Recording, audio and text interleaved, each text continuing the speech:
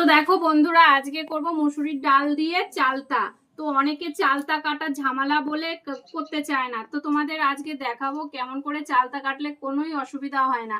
চালতাটা কাটলে তো ধরো কাটলে একটা পিচ্ছিল ভাব হয়ে যায় বলে অনেকের হাত কেটে যায়। তো দেখাই আমি কিভাবে কাটি। দেখো, এইভাবে কাটবা না, মাঝখানে ফালি দিয়ে কখনোই কাটবা না। যখন এই পাট গুলো আছে না, এই পাট গুলো এইভাবে কাটবা, দেখবা একটা জেলি টাইপের ভাবটা আসবে না, তখন আর হাত কাটার ভয় থাকবে না।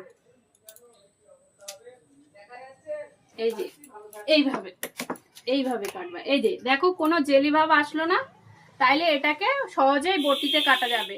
অনেকে এটা কাটার ভয়ে চালতাই খেতে চায় না, তো আমাদের তো চালতার ডাল খুব ভালো লাগে। তো চলো কেটে নি। এই দেখো এইভাবে কাটবো, এইভাবে আমি কাটি। এভাবে কেটে দেখো, চালতা কখনো অসুবিধা হবে না আশা করি। অনেকে চালতার ভয় পায় কাটতে। এই দেখো, আর চালতার ডাল খেতে অসাধারণ লাগে।